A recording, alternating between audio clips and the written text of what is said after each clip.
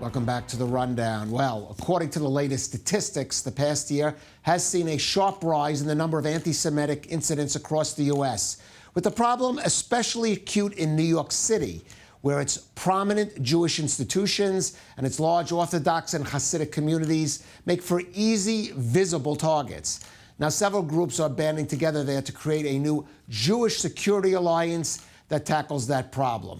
For more, let's go to our senior U.S. correspondent, Mike Wagenheim in New York. And Mike, we've talked a lot about the problem the past couple of years. Let's talk about at least a potential solution or at least partial answer to that problem.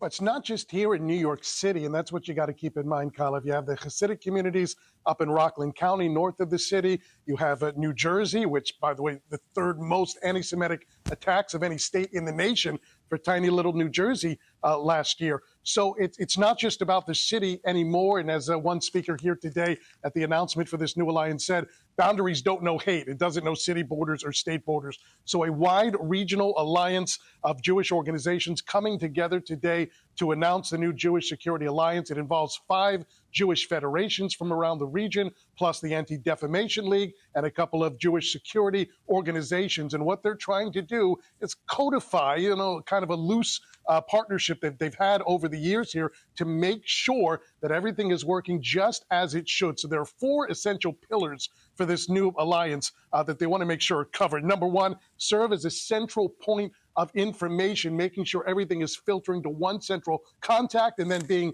distributed out to law enforcement organizations or other synagogue Jewish institutions throughout the region so everybody has access to the information that they need at a given time. Number 2, make sure that the information is reliable. Number 3, to receive and share incident reports with law enforcement so they can track these things and make sure they're all on the same page. And number 4, to provide the proper training and security arrangements for Jewish institutions throughout the region. 1,000 anti-Semitic attacks in New York State and New Jersey last year. The head of the Anti-Defamation League, Jonathan Greenblatt, says this region has bared the brunt of anti-Semitism lately. Here's Greenblatt.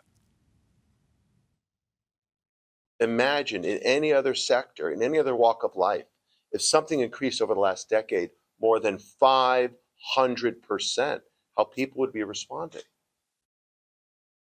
And so while this is a national issue, it is particularly acute right here in New York, New Jersey, where we have such vibrant and visible Jewish communities.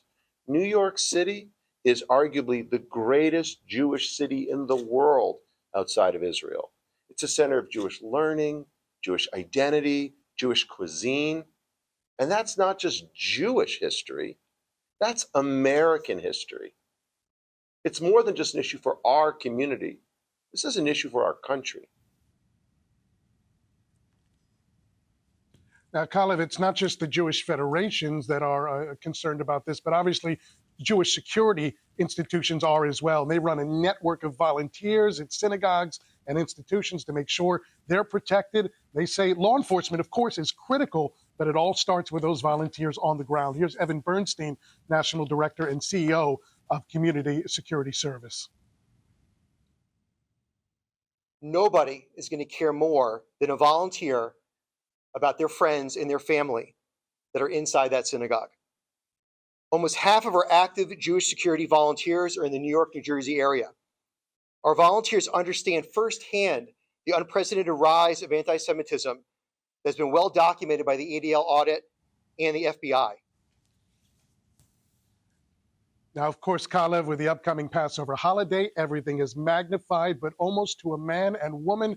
Everybody here today saying it's not just about the holidays. This has become a 24/7, 365-day burden to make sure the Jewish community here in the region is kept safe. Right. Mike, good to see. And of course, anybody knows that Jewish community in New York is incredibly diverse, from ultra-Orthodox to secular communities, sometimes that don't communicate with each other really on any issue. If there is one issue they really have to have that line of communication and be united on, is dealing with this rise of anti-Semitic hate and incidents that affect certainly all Jews, especially in that, as you stress, greater New York metropolitan area. Mike Wagenheim, thank you for that.